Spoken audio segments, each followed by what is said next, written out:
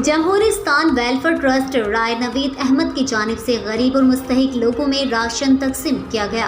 खुसूसी मेहमान deputy commissioner Mohammad Awais Malik, Chaudhry Sagheer Anjum, Mian Babar Sagheer, director information officer Aqeel Ashfaq ने शिरकत की।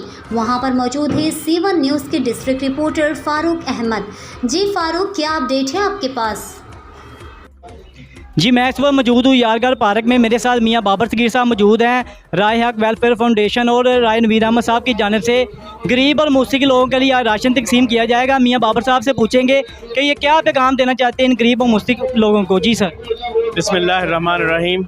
राय नवीद अहमद खल जो कि जमहूरिस्तान अखबार के जो हैं यहाँ पे एडिटर हैं, चीफ एडिटर हैं, उन्होंने यहाँ पे अपनी एक वेलफेयर ट्रस्ट बनाई हुई है और उन्होंने ये नेक काम का आगाज़ किया है। माह शबान में उन्होंने इसका आगाज़ किया था और माह रमज़ान में माशाल्लाह उन्होंने काफ़ी यहाँ पे लोगों की खिदमत की है।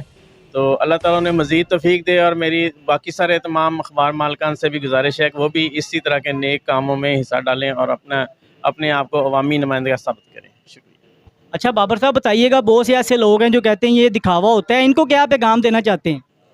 देखें, अगर आप वो नेकी को छुप छुप के करेंगे ना तो फिर हम आपको सारे मुआशरे में हमेशा हर जगह पे बुराई ही नज़र आएगी।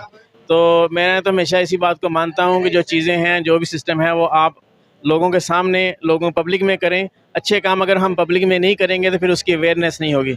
हाँ, अगर एक दे के हम उसको 100 बताते हैं वो गलत काम है, लेकिन जब हम लोगों के सामने जो बता रहे हैं वो दे रहे हैं तो उसमें बुराई कोई नहीं। इसके साथ ही अपने दोस्त फारूक अहमद को इजाज़त दीजिए। आप देख रहे थे C1 न्यूज़ साहिवाल।